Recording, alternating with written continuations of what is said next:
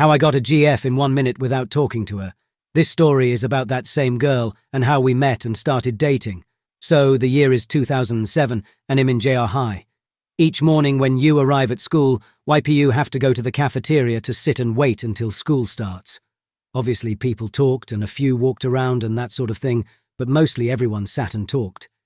Anyways, I'm at a table sitting with friends, and I'm a single Pringle, and a friend comes up to me and points to a girl and asks if I think she's cute and if I'd date her. I said yes, so he runs over to her and asks the same thing but about me. She says yes. He then comes back to me and says, "Good job now you're dating," and I'm like, WTF. But she's sitting there smiling at me, so I guess she was told the same thing. So I get up and I walk to her table and say to her, "You can come sit by me if you want," and I winked and walked away. Sure enough, I see her friends pushing her and saying, "Go, go, go, go sit with him," etc. Sure enough, she comes over and we get to talking, and we hit it off pretty quickly, laughing and smiling. The bell rang for class and we still sat there talking. When most people were gone, I said something like, "Well, we better get to class before we are late, but I want to kiss you before you go, but if you don't want to just say so." She said it was fine, and that she wanted to kiss. And so we did, but it turned into more of a make-out session. For weeks afterwards, she would say how great that kiss was, and how she had never been kissed like that before.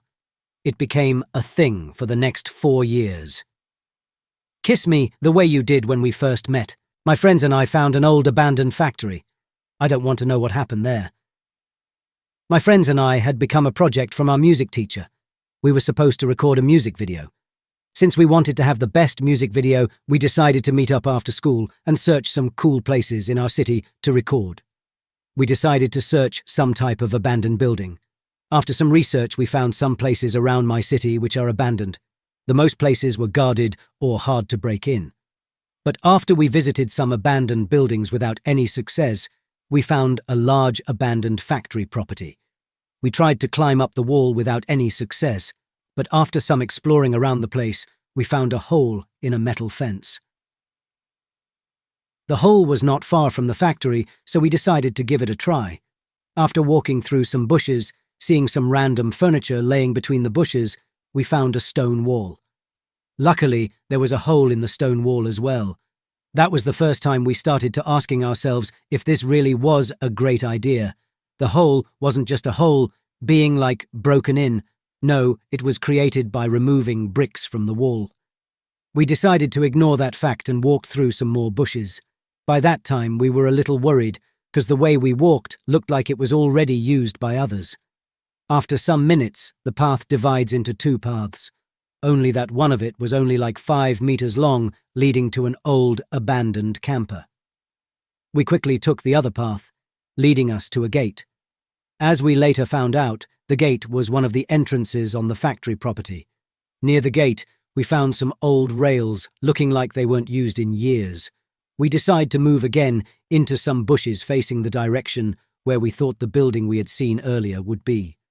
Also, there was a path, but it was already about to be overgrown by nature, so we guessed that that path wasn't used recently or in the last years. After some walking through the bushes, we find ourselves on a big property, seeing 3 big buildings. 2 buildings were builded next to them, only being separated by the public street we saw the buildings from. Across the building, like 300 meters to the right of us, was the 3rd building. Now, after some exploring, we found out that the 2nd building was closed due to risk of collapse, and the 3rd building was a type of warehouse having a big excavator in it. The excavator was already completely broken, and next to the excavator we found an elevator. Now, that was the first thing that creeped us out. The door of the elevators had both one glass pane, both of them being shattered, but one of them had blood on it. Now, we knew we were safe because the blood looked very old, but it still made us wonder what the fuck happened here. Now, the 1st building was the most interesting one. It was the biggest of the 3 buildings and was accessible, so we explored it a bit, finding out that the building has a basement. We had flashlights, so we went down there, finding out it was connected to a bunker.